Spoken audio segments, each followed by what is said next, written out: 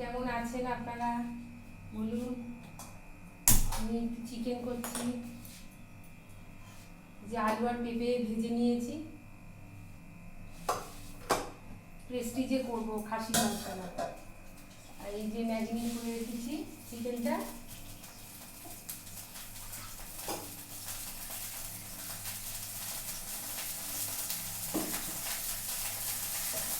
দিয়ে দিই। এবার গোটা দিয়ে দিলাম,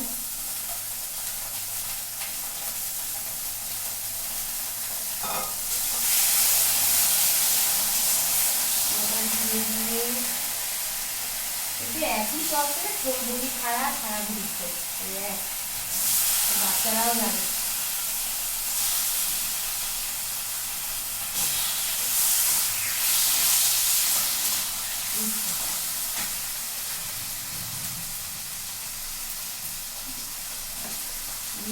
দিলাম একটু রসুন বাটা দিলে তো আটটা গন্ধটা থাকে না।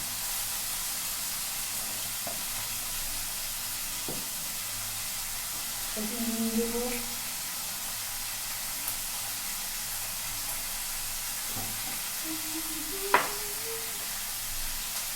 লঙ্কা গুঁড়ো, পেঁয়াজ আদা রসুন সব দিয়ে দিয়েছি।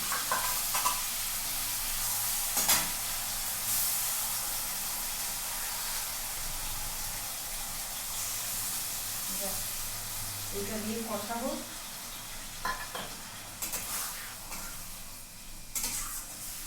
কষুক, একটু ম্যাগি মশলা দেবো, ম্যাগি মশলাতে টেস্ট হয়। ম্যাগি মশলা দেবো। গাছের থেকে পেঁপে দিয়েছি, প্রচুর পেঁপে হয়েছে, পেঁপে দিয়েছি। আর কি করবো, অনেক রকম পদ তো খেতে চায় না। আজকে সকালবেলা রুটির সাথে মোচা করেছিলাম। আমার শ্বশুর বাড়িতে মোচাটা আবার মিষ্টি মিষ্টি খায়, আমার বাপের বাড়িতে আবার মোচা চিংড়ি মাকে দেখতাম করতো। তুমি আমার মা, আমি তোমার মেয়ে, বলো না মন কি পেয়েছো আমায় কোলেতে, মাগো আমায় কোলে পেয়েছো। গান কি অসাধারণ গান, পুরনো গান। যেদিন আমার কোলে এলি প্রথম হলাম মা, আতুর ঘরে সাতটা সেদিন কেউ বাজালো না, বলল সবাই মেয়ে হলো হলো তো চেয়ে, শুধু ঠান্ডি একাই উলো দিল সবাইকে ফেলে।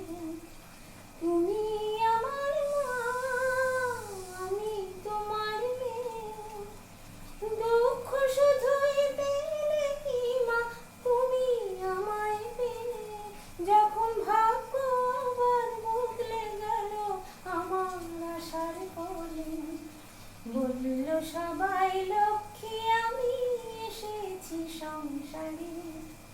তুমি আমার মা, আমি তোমার মেয়ে, বলো না মা কি পেয়েছি আমার কোলেতে, মা আমার কোলেতে। তা কষুক, চলুন এদিকে যাই, ডাইনিংয়ে যাই, দেখাই। এই যে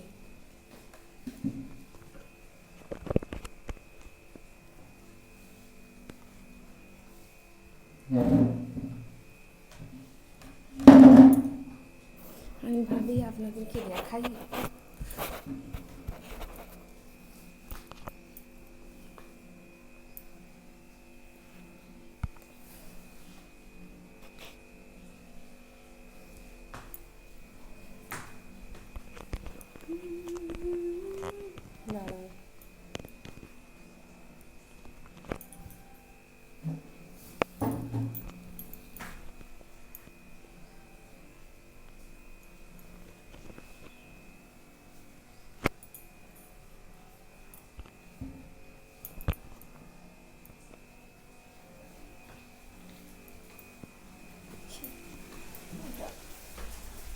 হয়ে গেছে, দাঁড়ান, উঠছে, এটা উঠে গেলে প্রেস্টিজে দিয়ে দেবো, ব্যাস।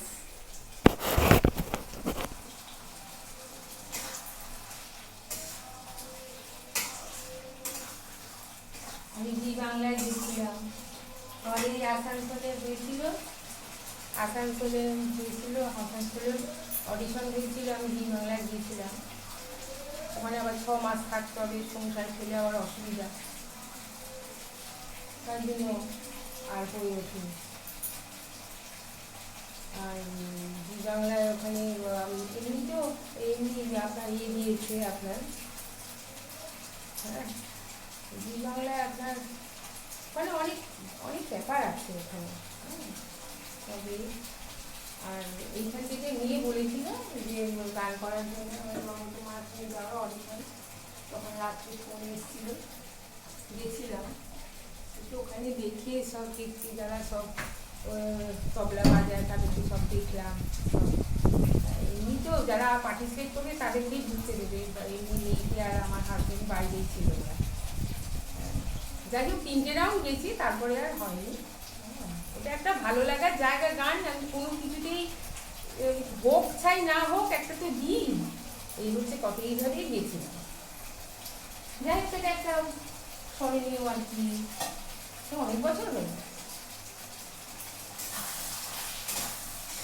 এইবার এটা কষে গেল, কষে গিয়ে এবার দিয়ে দেবো পেস্ট্রিতে, আলু আর পেঁপে আছে, পেঁপে আলুটা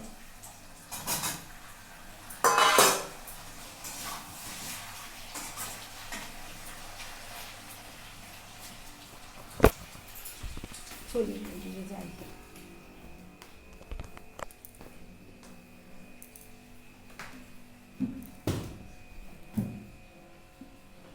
এই যে দেখেছেন,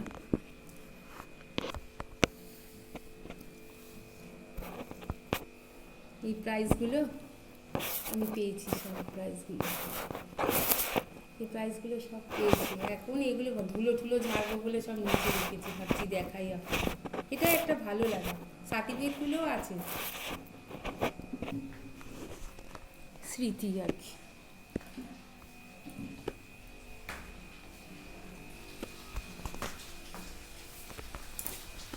বাবা আমার কাছে ছিল, বাবা শেষ বয়স অবধি গান করেছে, এত সুন্দর বাবার গানের গলা ছিল, কীর্তন করতো বাবা।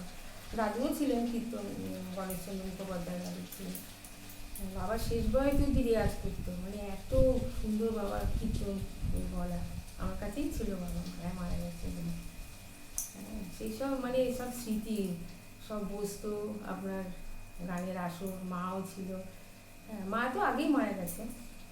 খুব গান ভালোবাসতো বাবা, খুব গান পাগল ছিল। আমাদের এই দুর্গাপুরে ইন্দ্রনীল সেন এসেছিল, তখন উনি মন্ত্রী ছিলেন না, তখন ওই ইন্দ্রনীল সেন তখন ওই আপনার এখানে ফাংশনে প্রত্যেক বছর মেলা হয়, আমাদের স্ট্যান্ডার্ড মেলাই হয়। এই মেলায় বলছিল কোনো শিল্পী যদি থাকে কেউ আমার সাথে বুঝাইন গান। তো আমার শাশুড়ি ছিল, শাশুড়ি তো তোমারে আমাকে বলছি তুই তো জানিস, তুই পুরানো সেই গানের কথা, পুরানো সেই দিনের যে গানের কথা, ওই গানটি ধরেছে। সে অনেক বছর আগেকার কথা বলছে, অনেক বছর। তারপরে আমি যাই হোক, আমি গাই না গাই সবসময় আমার বেশ, আমার কিছু হই না হই গায়ে আমার একটা ইন্টারেস্ট ছিল। মেয়েকে তো সেইভাবে পারলাম না, কেননা আমাদের তো বলতে গেলে আমাদের ব্যবসা, আমাদের বইয়ের দোকান, হ্যাঁ। এই সংসার ফেলে মেয়েকে নিয়ে কলকাতায় যাওয়া গান শেষ হয়েছিল, আর মেয়ের গলাও খুব মিষ্টি, বিষ আসবে গলা। এই হচ্ছে কথা। আমি অনেক কথাই বললাম, ভাবি একটু বলি আপনাদের সাথে কথা বললে একটু হালকা হয়। ঠিক আছে, বাই।